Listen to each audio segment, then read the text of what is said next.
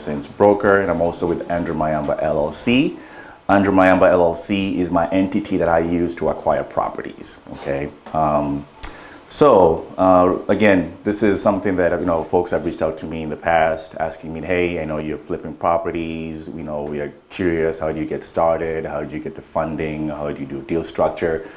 Just different little things that for somebody who's sitting on the sidelines and you're curious as to what does it take to get into real estate? What does it take to get started? Now, a full disclosure too, you don't have to be a licensed real estate broker.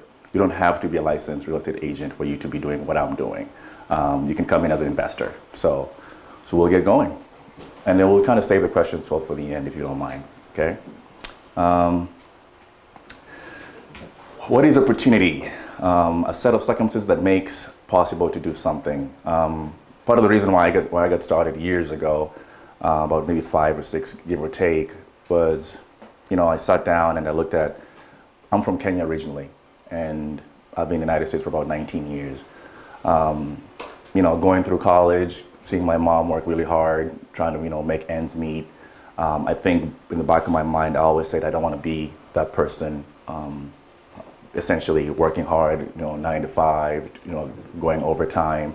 And so as I went along my career, I was always looking for the most efficient way to make a profit legally, but also how can I create wealth?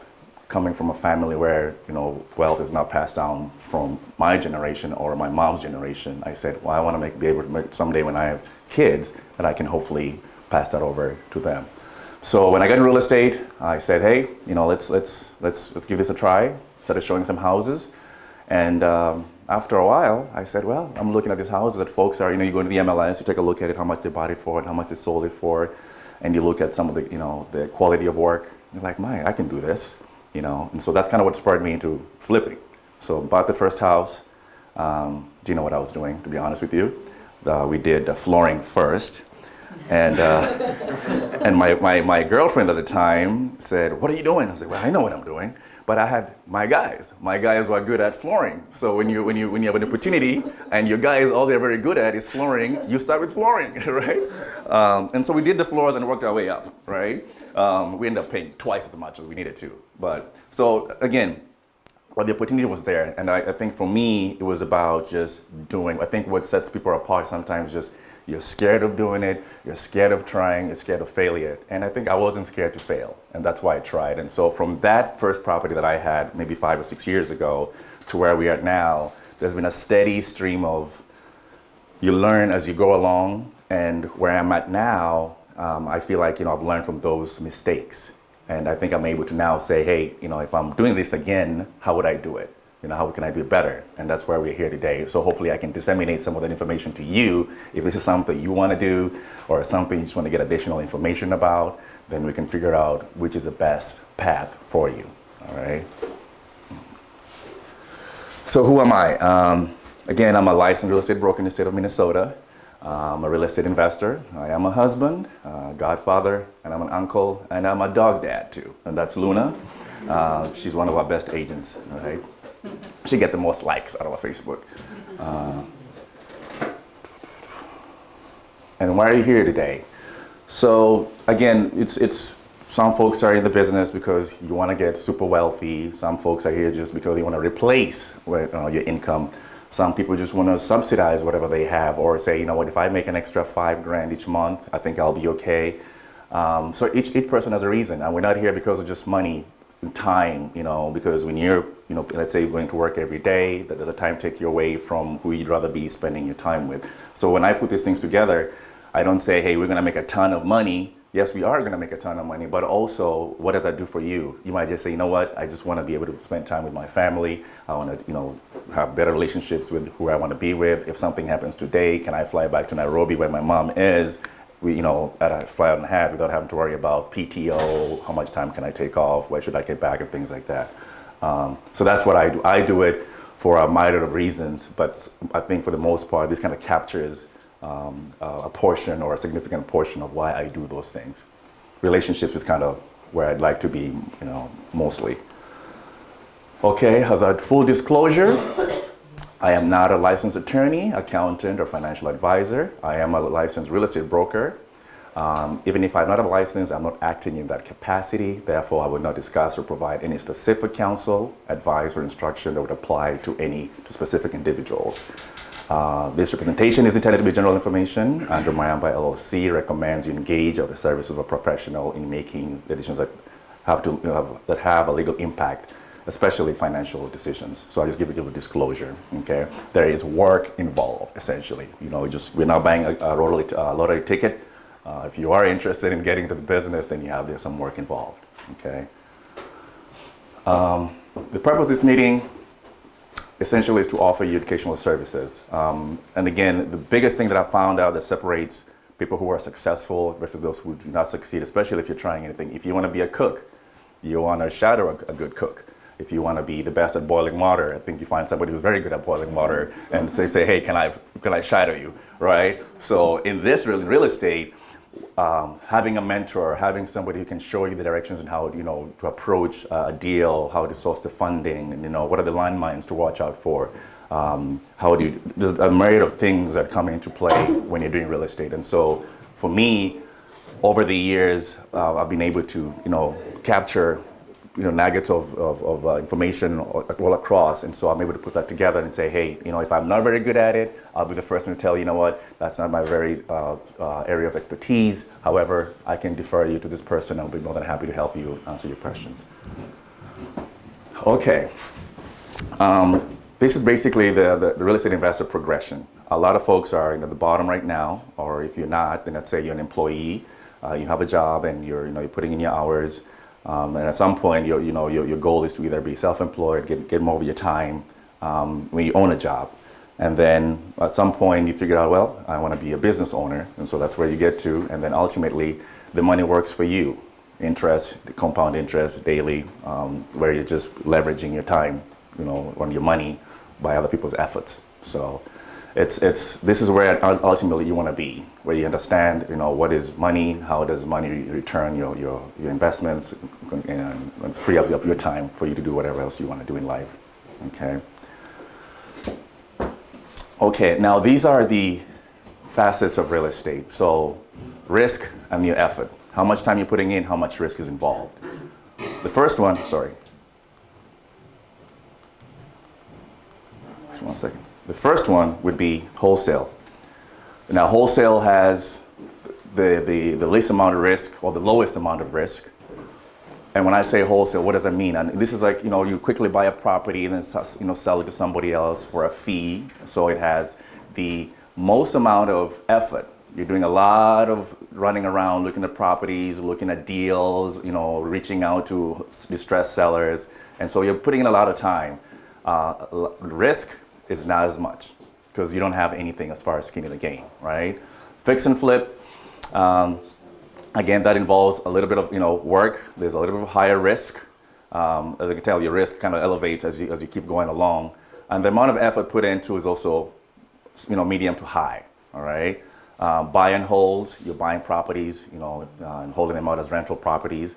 And then you can also be just a lender. You can say, hey, I have XYZ capital in my account or in my retirement plan, my retirement accounts. I like to lend it to people like me who want to borrow and do deals. And each month or after the property liquidates, then you pay me back. So there's a wholesale, there's a fix and flip, there's a buy and holds, and there's the lender perspective.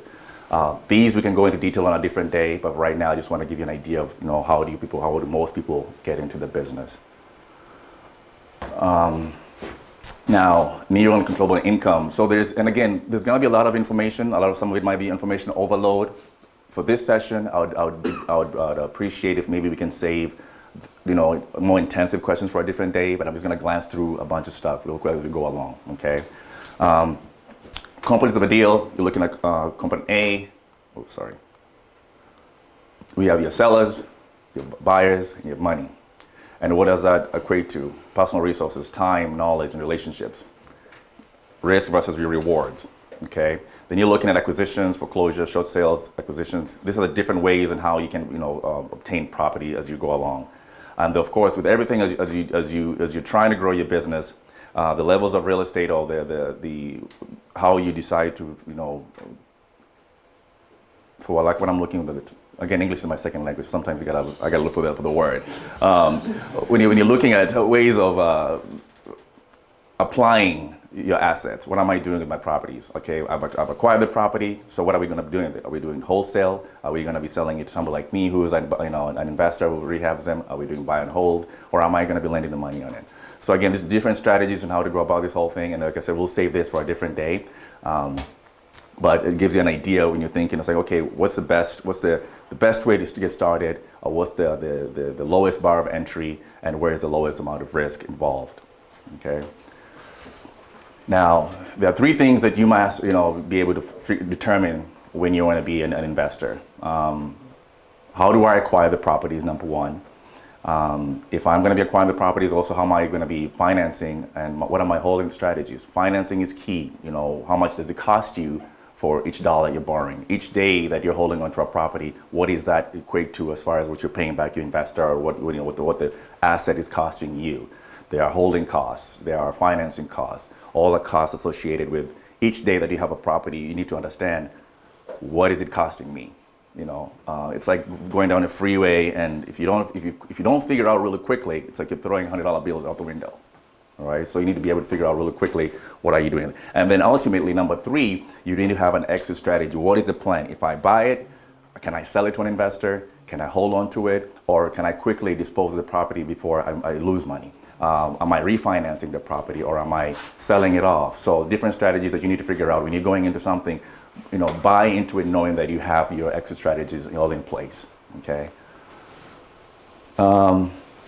Now there are different ways to acquire property, and I know some folks will ask me, hey, where are these deals? Where are these deals? The market is softening.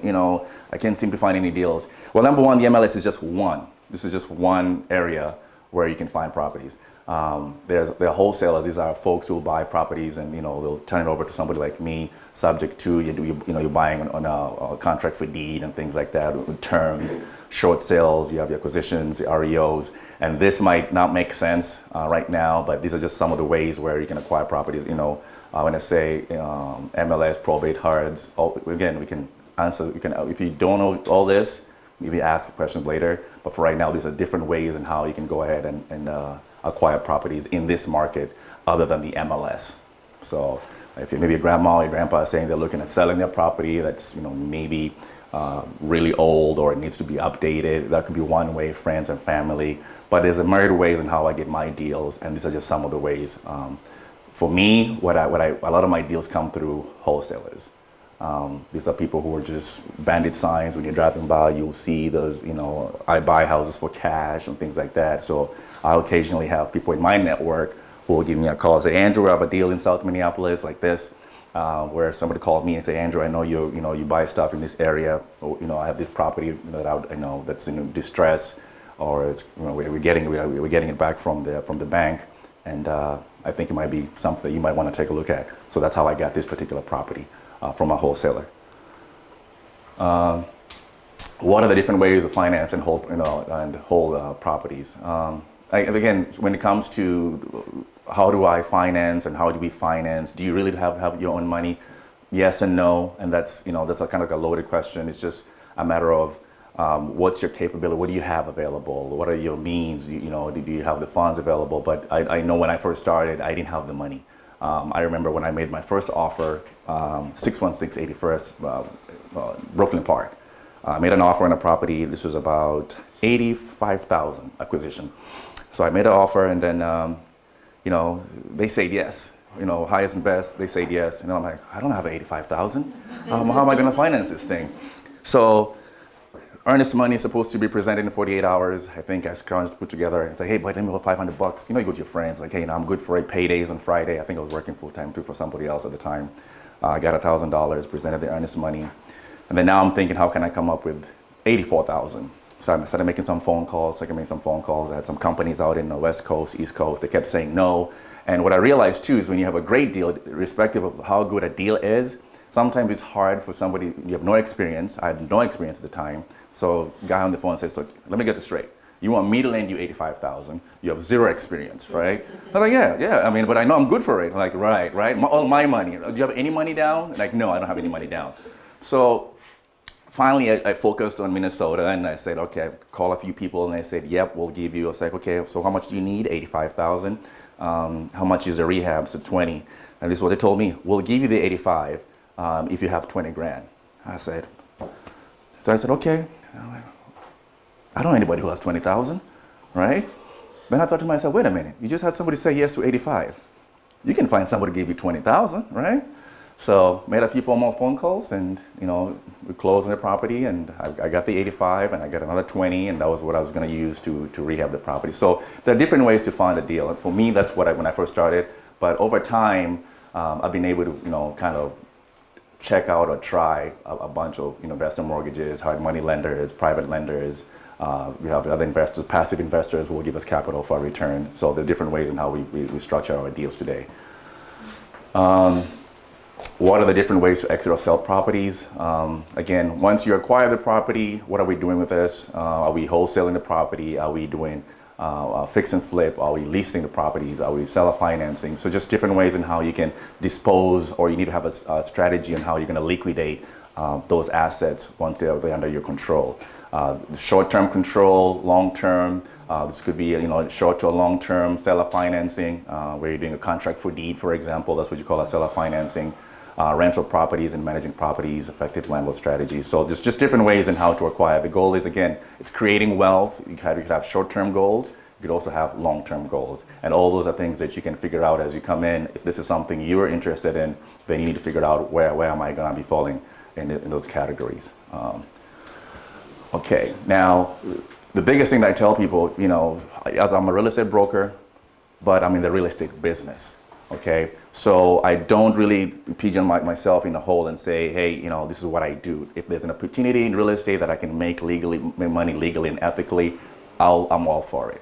So whatever avenue or whatever a path you're looking at getting into, these are some of the ways to get into the business, okay?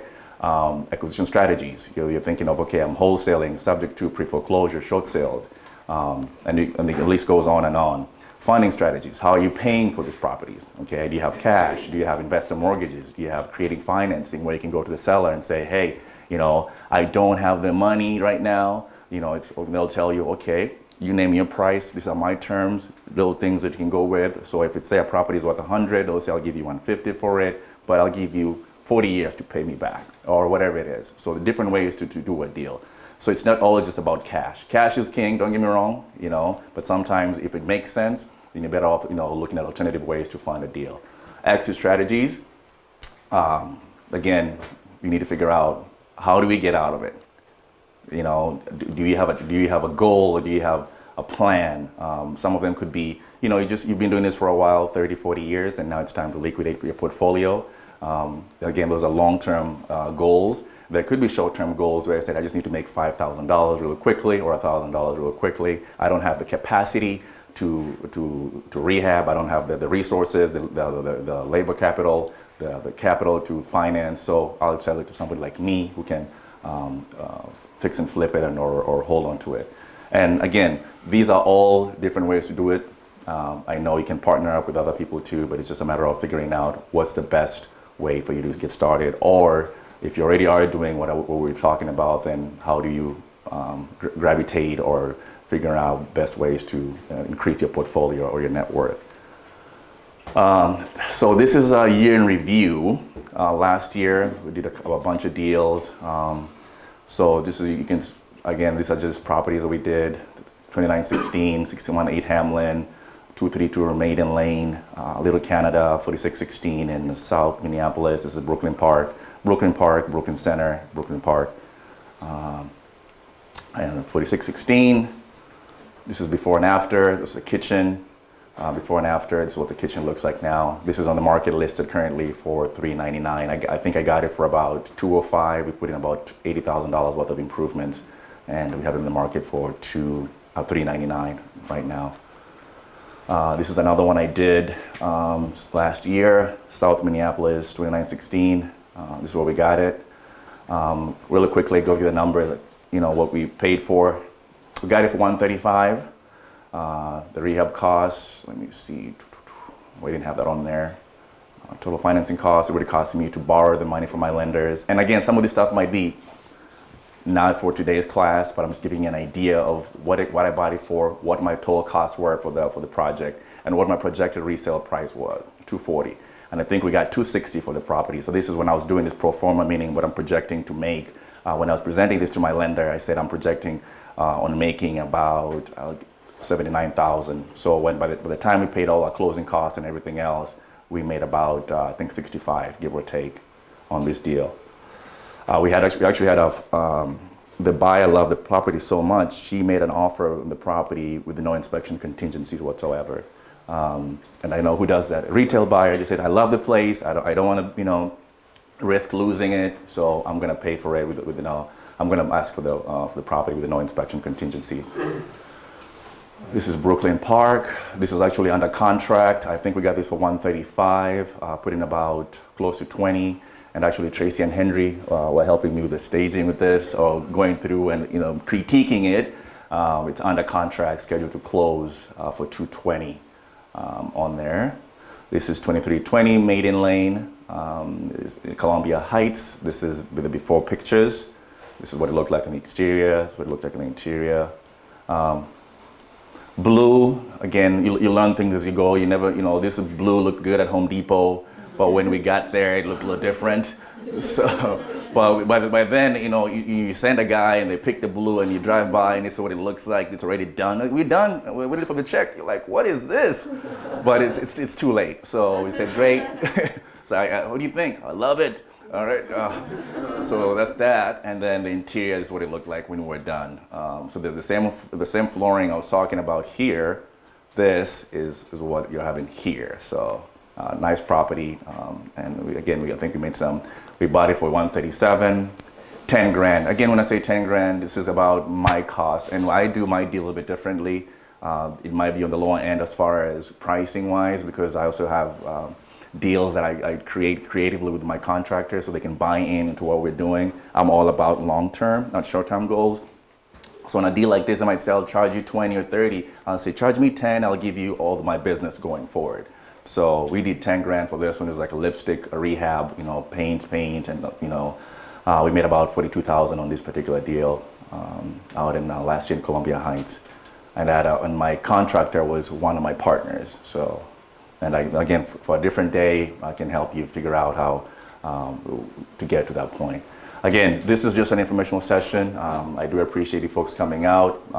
My goal is now to grow my business. What is it worth to me is to figure out how can I get more people involved in what we're trying to do. So we do have a community of an investor group out in Eagan. And my goal is to try and hopefully get you folks out there on a Tuesday night so we can go into in-depth.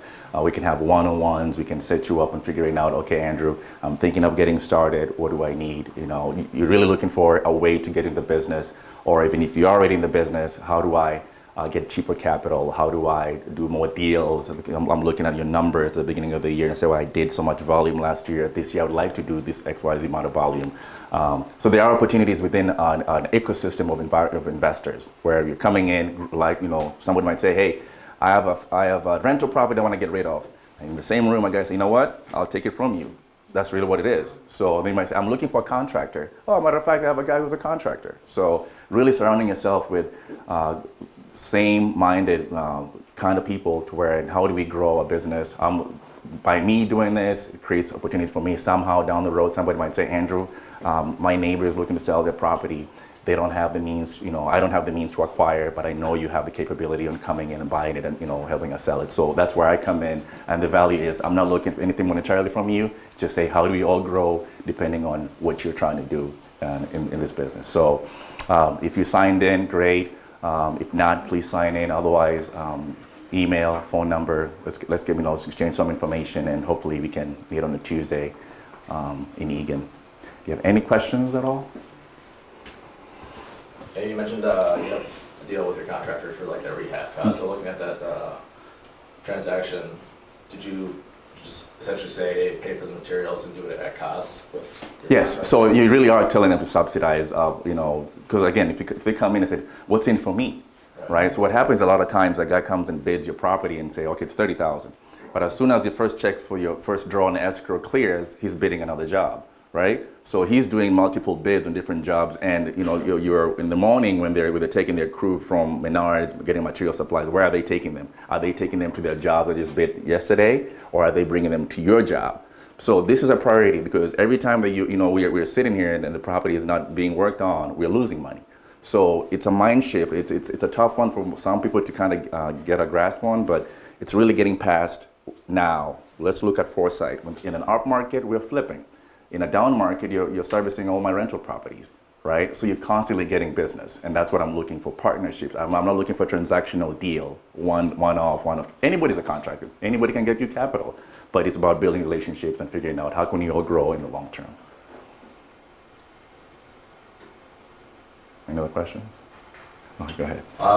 When you're looking at certain markets within the Twin Cities metro area, for those of us with like day jobs, how do you identify like what's like a decent neighborhood without like doing a ton of analysis? I mean, for example, yesterday I was in Bloomington looking at this deal from a wholesaler. I wanted to do a value add where I would either build up, but Bloomington is pretty restrictive. So without understanding like how restrictive a certain planning department is, or what all the variances are that I'll have to get, how do you go about getting a better understanding of each? Well, I think part of the value in something like that is just, again, you partner up with somebody. I've been, for as long as I've been doing this, you kind of figure out what municipalities or what cities are easier to work with, right? That's number one. So that's part of cost of doing business, right?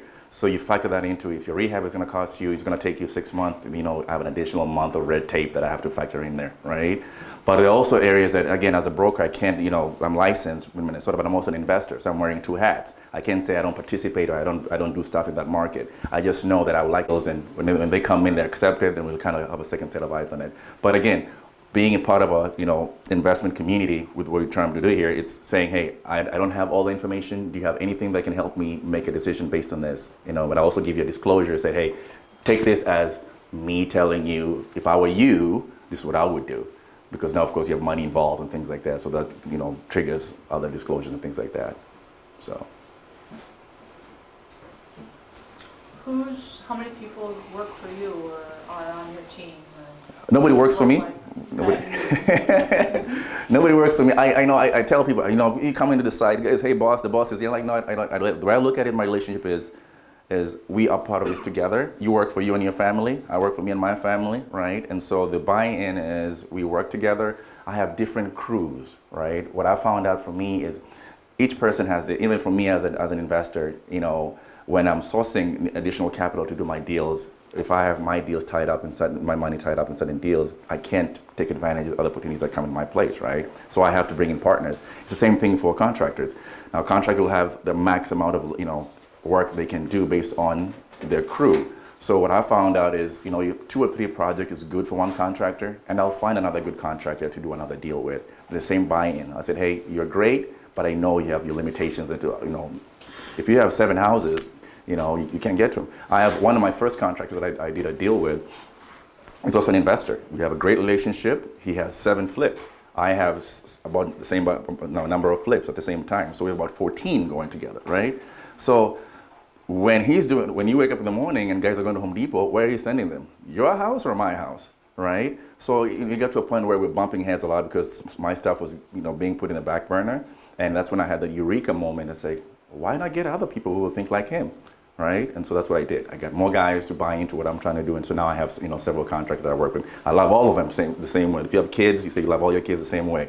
Right? I don't have any kids, I have a dog. But you love all of them the same way. Say, hey, it's business. If you get to if you beat benchmarks, you get your goal, get my deals down on time, I'll give you more business. But there's no reason for me to give you more business and you're not finishing them. Because I'm getting frustrated. My investors are asking when they're going to get your return. So it's like there's this water flow of cumulative things that happen, and to where it's like now we're getting upset at each other because of your delays. So does that answer it? Yeah, so I mean, like, when you wake up in the morning, are you looking at properties? Do you have someone else looking at them and then passing them on to you? Are you going to the sites? Do you have someone else going to the sites? You know, when I wake up in the morning, all those things are happening.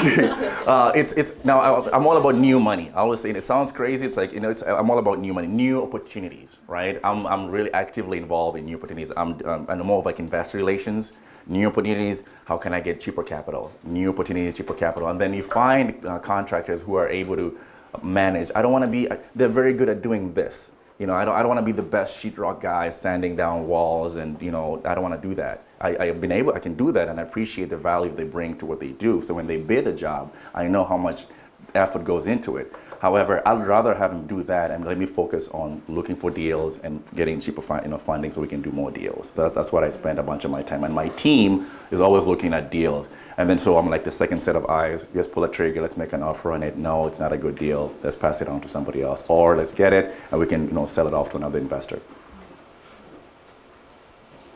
Have you, I guess, when you do something with the contractor of like, okay, it's $30,000 to bid this out, and then you bring it down, hey, do it for 10 for me, I'll give you some idea. How do you know how much of it you give them, and how do they know they're going to get a return to actually make back what they're discounting? That's for a different day. That question's for a different day. But it's a good question. It comes down to this. You want to be fair. And again, you're in a for-profit business, right? You want to be fair. And it sounds like an oxymoron at an investor. You want to be fair. This is my policy. If I make money, you make money, we all make money. If I'm making all the money and then you're not getting as much as you want back, then you feel like, oh my God, he's taking advantage of me. I can't pay my crew. Because in the back of my mind, as a contractor, you're not just trying to get money, you're trying to pay your crew. You need to be profitable for this to work. So I have to, in the back of my mind, think of, okay, is this a fair number? And this is why I'm offering this. It's a discussion. It's not me saying, these are the terms, my way or the highway. It's saying, hey, this is what I'd like to pay you, and this is the reason why I'd like to pay you. You get a return, my investor get a return, I get a return, everybody's happy. We get more capital to do more deals. When you're estimating your rehab, do you trust the numbers that your wholesalers are providing you just because you've established business with them or relationship with them? Or do you actually go through like the first time when they're showing it, and then do you bring like your contractor to size it up for you? So like this property, for example, like I was trying to convert my basement into a separate unit. It's in Minneapolis. Well, I can't really do it right now because the clearing of the steps at the bottom isn't high enough. So like, do you know all these things coming in for each area? Ask when somebody brings me a deal and they want me. So it's like, let's say you bought a jacket at Macy's, right? And you're telling me about it for, let's say, $200. Now you want to sell it to me for, let's say, $300. I have to do my own due diligence. I can't take your word for that jacket, especially if you tell me this is a retail. This is what it goes. I have to do my own due diligence. If I'm okay with paying $300, then that's my prerogative, right? However, I don't take. Whenever a wholesaler tells me that the ARVs are this is the asking price is a relative number. But ARVs, you can buy it for this, no. I do my own due diligence. Comps, I'll say, show me where your values are coming in. And it's good to do like a baseline to see where they're coming in, so you identify properties. But again, those are things as we go along. I can teach you how to do all that stuff later. But it's always trust but verify, right? Okay, you're telling me I can do it, great, but let me do my own due diligence, and then I'll tell you where my offer. This is where my numbers are at based on my offer, because this is what I'm seeing. If I'm missing something, I'll be more than happy for you to chime in with a subject property or different property that I can use as a comparable. So do you bring your contractor with when you do? For me, over time, I'll get a second set of eyes later, but I can walk into this property and I can say this is a good deal for me. I know what my numbers are going to be based on prior. So I'll walk from a property, exterior, interior. I can say, okay, this is how much we're going to cost me. So guesstimate. And then when I'm asking my contractor to do an itemized scope of work on the project for my lender to fund the deal, then I'll send him back there. But I already know that because by the time you get your contractor there, do back and forth, you've lost out on that bid.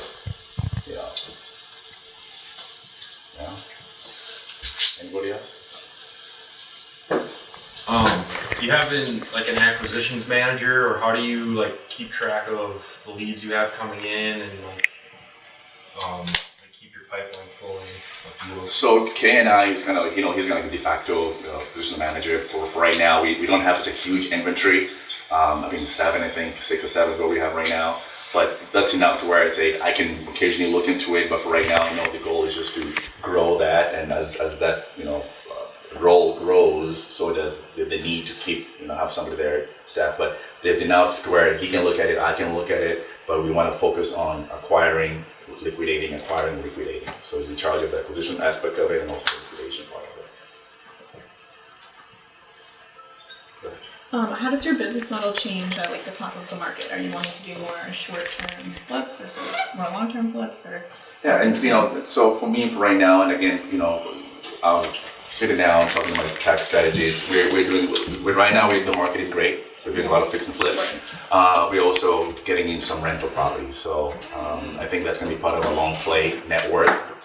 Really growing your portfolio. Then you can leverage those assets to do more deals, cheaper capital. That's it. Over time, you do enough deals, then you start looking for cheaper money. How do I get a deal done for cheaper?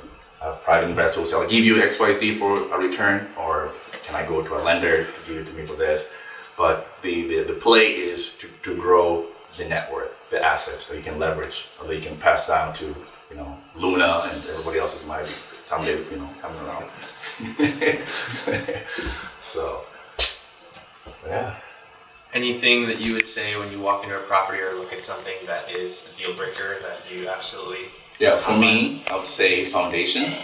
Now, foundation in a house in, let's say, Lake Minnetonka or Lake of the Isle, I'll do a foundation deal just because there's enough margin on the back end to do that. But in the price point between 0, 300, foundation is, for me, it's 40 grand, right? If I come in, somebody says, we're gonna do a new foundation, raise a won't redo the whole thing, that's 40 grand. So that 40 grand, you have to think of it as just, it's not profit, it's part of the cost of doing business, right? On the deal. But if there's enough profit margin where you can factor in 40,000, 40,000 is a lot on a project. That's almost a third of a rehab project. So if the RRVs are there to dictate, then I'll do the foundation. But typically I try to stay away from foundation. That's the only thing? Yeah, that's the only thing. Everything else I think is some sort of like an affordable fix. Roof, 10 grand, doesn't my cost. Siding, 15, 20. Interiors, I don't know, 15 to 20.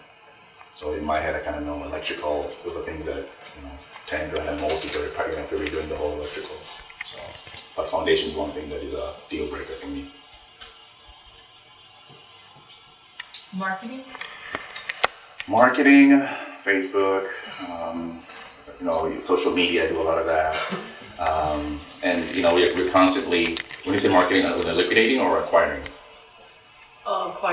Acquiring, we have different strategies that I can tell you on a different day. Okay.